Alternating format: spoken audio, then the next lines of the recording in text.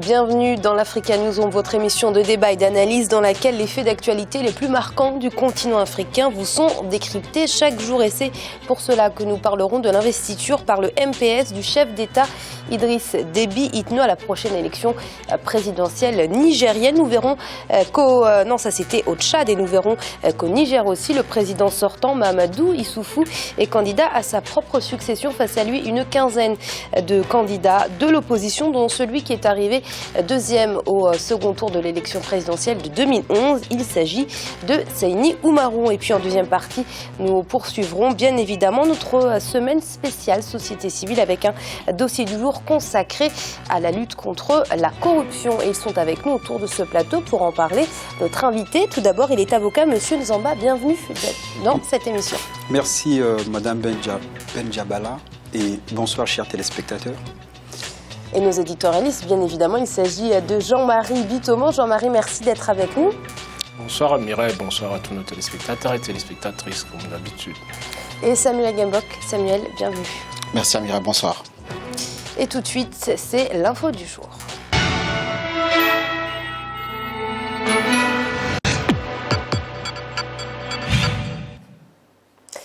C'est officiel, le président tchadien Idriss Déby Itno a été investi par le mouvement patriotique du salut pour le représenter à l'élection présidentielle du 10 avril, une investiture qui a eu lieu à l'issue du 7e congrès extraordinaire du MPS qui s'est tenu les 8 et 9 février, une cérémonie au cours de laquelle le candidat du parti au pouvoir a dévoilé son programme. C'est un reportage qui nous a été préparé par notre envoyé spécial au Tchad, Paul de Singwe. C'est un discours aux allures de campagne électorale. À peine investi pour porter les couleurs du mouvement patriotique du salut au scrutin présidentiel du 10 avril 2016, le président Idriss Déby Itno a dévoilé quelques grandes lignes de son programme politique. Il souhaite notamment modifier la Constitution pour y introduire à nouveau la limitation du mandat présidentiel supprimée de la loi fondamentale en 2005. La réintroduction du principe de limitation des mandats présidentielle dans la Constitution doit être posée, car il y va de la vitalité de notre jeune démocratie. Il ne faut pas avoir peur.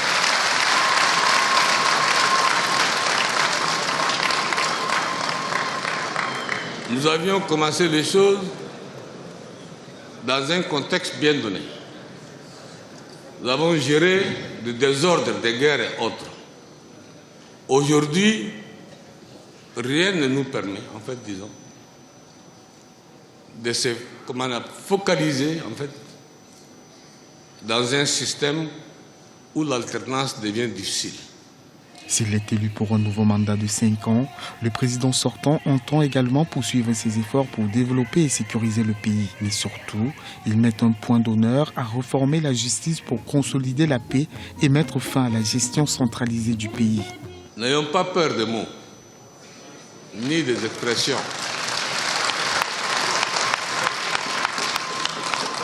Je crois que nous pourrons sérieusement, je dis bien sérieusement, envisager de tendre vers un système du type fédéral pour mieux responsabiliser les citoyens et améliorer le fonctionnement des services publics.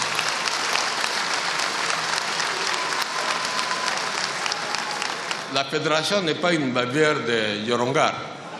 La fédération est le choix du peuple. Afin de mieux se préparer pour l'élection présidentielle du 10 avril 2016, le MPS a reformé ses instances politiques. Il associe désormais ses organes de base à la gestion centrale du parti. Le scrutin présidentiel du 10 avril prendra en compte le système biométrique, une grande première dans l'histoire des présidentielles de ce pays.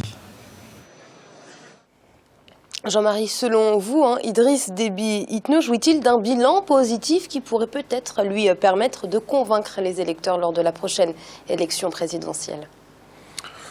Si vous voulez, l'histoire du président Déby, c'est une histoire qui joue sur une très longue période, qui prend pratiquement la décennie. C'est vrai que ce n'est pas excessif par rapport à ce que nous vivons sur la scène politique africaine, mais ces derniers temps, si on peut dire que la participation du Tchad, si vous voulez, à tous les conflits régionaux qu'il y a eu en Afrique, déjà depuis le début du terrorisme en Afrique, le Tchad a toujours été présent, si vous voulez, à côté des pays voisins. Donc, sur les dernières années, on peut dire que l'action du président Déby concernant la politique, si vous voulez, de la zone, et voire même continentale, puisque vous avez des soldats tchadiens qui ont été parmi les premiers, si vous voulez, à se mettre aux côtés des Maliens pour pouvoir combattre les mouvements terroristes. Néanmoins, on peut se poser la question de savoir où en est le développement, si vous voulez, au niveau du Tchad. Il est vrai que, il y a de cela quelques années, le Tchad a accédé, si vous voulez, à une exploitation pétrolière qui est relativement essentielle. Mais la question qu'on peut se poser maintenant, est-ce que, si vous voulez, cette nouvelle manne-là qui est tombée au Tchad a-t-elle contribué à améliorer le niveau de vie des Tchadiens en tant que tel? Je ne sais pas, je ne saurais l'apprécier, si vous voulez, de manière relativement claire. Mais en Afrique, nous sommes habitués à voir nos présidents, c'est-à-dire qui rempilent, si vous voulez, de mandat en mandat. Mais par contre, le discours qu'il vient de tenir, je le trouve appréciable pour un dirigeant africain qui n'a pas peur de dire que l'alternance est une nécessité pour revivifier la démocratie. Par contre, à la fin du discours, j'attends voir, c'est-à-dire s'il est élu, comment est-ce qu'il va faire de son mandat pour pouvoir rendre ça effectif, c'est-à-dire ce qu'il a posé sur la table là. Parce que il est rare. Pour l'alternance, il n'est pas obligé de se présenter. Hein. Voilà, c'est pour ça que je vous dis que Amira, je doute un peu là-dessus, si vous voulez, par rapport à ma position. Il n'était pas obligé de se représenter, parce que là, il va se situer à son 3e mandat, donc on peut se dire qu'il aurait bien pu laisser la main et laisser justement, c'est-à-dire la dynamique qu'il veut introduire dans la classe politique tchadienne, la faire jouer dès maintenant. Il aurait bien pu s'écarter. Oui, Samuel, parce que c'est quelque chose d'assez étonnant, cette volonté de limiter le nombre de mandats présidentiels, alors que c'est lui-même qui avait fait sauter le verrou constitutionnel. C'était en 2005, il me semble, ce qui lui a permis d'être réélu en 2006, puis en 2011, après déjà 2 mandats. C'est assez étrange. Oui, c'est assez étrange et cela correspond aussi aux exigences, aux pressions extérieures, pas simplement en termes d'ingérence, mais aux pressions sécuritaires. Je pense que son bilan est relativement positif. Ce qui est intéressant chez un acteur politique, chez un homme d'État, c'est son comportement en tant qu'acteur politique. Il part d'où, il va où et quelles sont les contraintes auxquelles son action et la direction politique de son gouvernement prend. Je pense qu'on peut établir 3 principaux niveaux. Le premier niveau, c'est d'abord au niveau diplomatique. Je pense qu'à ce niveau, il a brillamment réussi.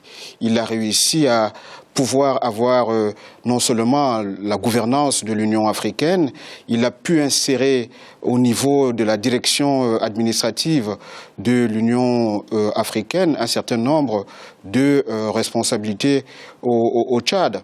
Il a pu obtenir le secrétariat de la communauté économique des États de l'Afrique centrale.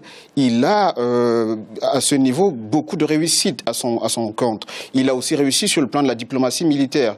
Jean-Marie a rappelé tout à l'heure l'intervention militaire du Tchad au Mali en Centrafrique et l'entrée en guerre du Tchad dans le cadre de la guerre contre Boko Haram. Tout cela concourt à avoir des succès diplomatiques. Je pense que c'est un très bon acteur, c'est un grand stratège. Qu'on le veuille ou non, il y a des critiques qui peuvent lui être formulées, notamment dans la question de la protection des droits de l'homme et des libertés. Mais au niveau du comportement d'un acteur politique de haut niveau, on voit très bien qu'il a une stratégie.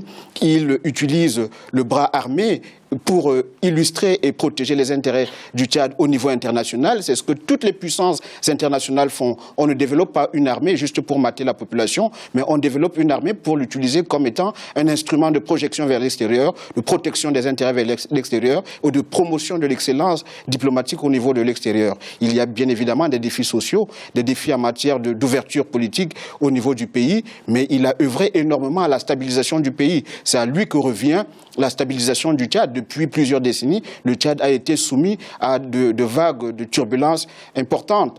Et donc, c'est grâce à lui que la normalisation de la situation entre le Soudan et le Tchad a eu lieu et la stabilisation au niveau du nord et du nord-est du pays. Donc tout cela concourt à renforcer son bilan et je pense qu'il n'a pas peur de mots, comme Jean-Marie l'a souligné. Il parle de la fédération, de la forte décentralisation. Il a identifié et toutes les politiques, les recommandations du Fonds monétaire international sont unanimes là-dessus. Il faut réduire les disparités territoriales et c'est grâce à cette réduction des disparités territoriales que le Tchad pourra renforcer sa consolidation budgétaire. Et même cas de figure au Niger, le président sortant Mahamadou Issoufou est candidat lui aussi à sa propre succession et l'opposition n'a pas réussi à s'entendre autour d'une candidature unique. Ils seront donc une quinzaine à affronter le chef d'État. Parmi eux, Seyni Oumarou, il était arrivé deuxième à l'élection présidentielle de 2011. C'est un sujet qui nous a été préparé par Olive Adjakotan. Le pays.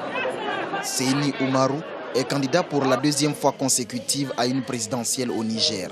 Cet homme politique de 66 ans a une expérience de la gestion des affaires publiques depuis 25 ans. Il a été conseiller du Premier ministre Ama Amadou en 1995. Il fait ensuite ses preuves à la tête du ministère du Commerce, de l'Industrie et de la promotion du secteur privé entre 2004 et 2007. Il va même occuper la primature de juin 2007 à septembre 2009. Il est allé pour la première fois à la conquête du fauteuil présidentiel en 2011 au nom du Mouvement national pour la société de développement. Mais Seyni Oumarou perd le scrutin au second tour avec 42,05% au profit de Mahamadou Issoufou, 57,95%. Je leur disais à l'époque, faites attention, ceux-là qu'on a comme adversaires politiques, c'est-à-dire ceux du PNDS Taraya, ce n'est pas des nouveaux, c'est les mêmes. Tout ce qu'ils savent faire, c'est beaucoup plus l'opposition. Et le jour où ils seront au pouvoir, vous regretterez de les avoir choisis. Et aujourd'hui, ils le confirment. Une bonne partie, sinon la totalité même des Nigériens le confirment. Le Niger est à volo. Seyni Oumarou va à la conquête de la présidentielle de 2016 avec le soutien dès le premier tour de 10 partis politiques. Au cas où il y aurait un second tour, il pourra également compter sur des alliés de taille comme Modef Faloumana, UDR Tabat ou encore MRND Hankouri. Ce qui est sûr, même s'il y aurait un chaos, un coup, comment dirais-je, un coup chaos, eh bien, ce serait le MNSD qui ferait un coup chaos, surtout vis-à-vis du PNDS. Et dans tous les cas, nous pensons que à l'allure où vont les choses, ce sera tout sauf le PNDS Taraya. Le Mouvement national pour la société de développement reste l'un des grands partis politiques au Niger. Il propose un programme de gouvernance décliné en 7 points, dont la transformation socio-économique de la vie des populations rurales. Il présente également 74 candidats pour le scrutin législatif du 21 février 2016. Samuel Seyni Oumarou est arrivé donc deuxième au second tour de l'élection présidentielle 2011-2016. Pourrait-elle être l'année de sa victoire ? Toutes les cartes sont ouvertes. Je pense qu'il a en face de lui un candidat redoutable qui bénéficie de 5 années de gouvernance et je pense que ce n'est pas rien. Il a un ancrage au niveau national qui est important. Lui aussi, il en a à partir de son parti, parce que c'est un grand parti, c'est le leader de l'opposition. Et là où tout va se jouer, si jamais il y a un second tour au cours de cette échéance, je pense que c'est à ce niveau que la situation sera... Au niveau des consignes de vote ? Oui, au niveau des consignes, au niveau du report des votes. Je pense que le faiseur de roi risque encore être le même cette fois-ci. Je fais allusion à Mahamadou qui est en prison. Je pense que c'est grâce à son ralliement avec l'actuel président que l'actuel président a pu avoir accès à la magistrature suprême.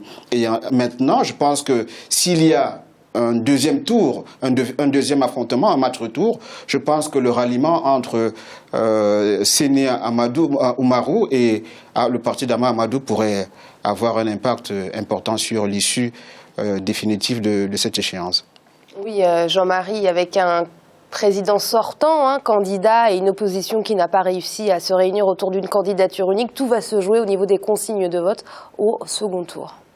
Tout simplement, comme Samuel vient de le souligner, vous aviez un candidat, si vous voulez, qui est en place depuis pratiquement une mandature.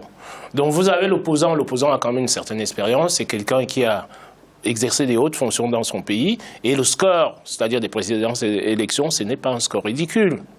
Évidemment, quand on regarde 47,5, il n'est pas loin. Donc ça dépendra maintenant, si vous voulez, de la dynamique de la classe politique à vouloir le changement, comment dirais, au Niger. Et à partir de là, on pourra avoir un candidat un successeur, si vous voulez, au candidat actuel qui pourrait mettre en place une autre politique. Moi, c'est ce que j'ai toujours souhaité pour l'Afrique. Tout simplement pourquoi ? Parce que le fait que vous ayez un individu qui soit à la présidence pendant 5, 10, 15, 20 ans, vous vous coupez de la réalité du peuple. Cette alternance-là, on nous parle de la vivification des des forces politiques africaines. Ces forces politiques-là, le jeu politique, dès l'instant qu'on va mettre en place une transparence claire et qu'on puisse accepter l'alternance, c'est-à-dire les présidents qui sont en place se disent qu'on joue franc jeu, on met une transparence dans le contexte électoral tel que nous le connaissons et essayons de voir ce que ça va donner. Et à partir de là, je pense que l'Afrique, si vous voulez, la démocratie sera exercée de manière complètement différente et l'Afrique, c'est-à-dire, pourrait avancer là-dessus dans la mesure où vous n'avez aucun individu, si vous voulez, même si vous y restez pendant 30 ans, dès que vous coupez des populations, vous perdez la réalité. Donc il faut au moins quelqu'un qui a vécu cette réalité-là pendant un certain temps, qui vienne corriger les insuffisances, ça ne veut pas dire que c'est une incompétence, vienne corriger les insuffisances sur les politiques économiques, sanitaires, sociales qui n'ont pas été mises en place par le président en exercice. Donc, dès cet instant-là, moi, mon souhait, c'est de pouvoir arriver à cette alternance-là qui se fait de manière naturelle dans nos États africains. Samuel, est-ce qu'on peut croire en un scrutin libre, apaisé et transparent? Est-ce que, selon vous, les conditions sont réunies au Niger à quelques semaines de l'élection présidentielle? Pour le cas du Niger particulièrement, je fais confiance aux institutions qui ont en charge d'administrer le processus électoral. Je pense que le président de la CENI et les membres qui la composent sont des personnes intègres pour les avoir accompagnés quelque part dans le cadre de certaines missions. Mais aussi au niveau de la Cour constitutionnelle. Je pense qu'il y a aussi de brillants intellectuels, des gens qui sont d'une intégrité morale irréprochable. Et donc je pense qu'à ce niveau, il y aura certainement transparence. Tout va se jouer au niveau de la capacité de mobilisation et des éventuelles alliances qui pourront se faire entre partis. Jean-Marie, très rapidement, parce qu'on n'a plus beaucoup de temps, quelles sont selon vous les priorités, les axes prioritaires du prochain président au Niger? Les axes prioritaires pour le Nigeria, si vous voulez, c'est le social et l'économique. Tout simplement, le Niger social et l'économique. Ça veut dire quoi? Sur ce plateau, je pense que c'était la semaine dernière, nous avons beaucoup insisté sur un reportage qui parlait du Niger en termes, si vous voulez, on a parlé des coopératives, je pense. Les coopératives agricoles, on a déploré qu'il n'y avait pas, comment dirais-je, un suivi. Il n'y avait pas de synergie qui était créée entre les gouvernants et les paysans qui étaient sur place, qui se plaignaient. On a beau créer des coopératives, mais dès l'instant qu'on ne met pas en place une dynamique qui permette aux paysans de pouvoir se nourrir, et on avait déploré une chose là-dessus, c'était que les paysans se disaient qu'on leur avait confié des produits d'exportation, alors que la population est incapable de se nourrir dans le propre pays. Quelle est cette politique, si vous voulez, économique, politique agricole qui est mise en place en visant uniquement les produits de rente, les produits d'exportation, alors que nous savons très bien que le Niger est un des pays les plus pauvres, si vous voulez, au monde. Donc, la priorité, c'est quoi? C'est le social, l'économique et bien sûr l'éducation en tant que telle. Et c'est l'heure de marquer une courte pause. On se retrouve très vite pour la suite de l'Africa News. On va tout de suite.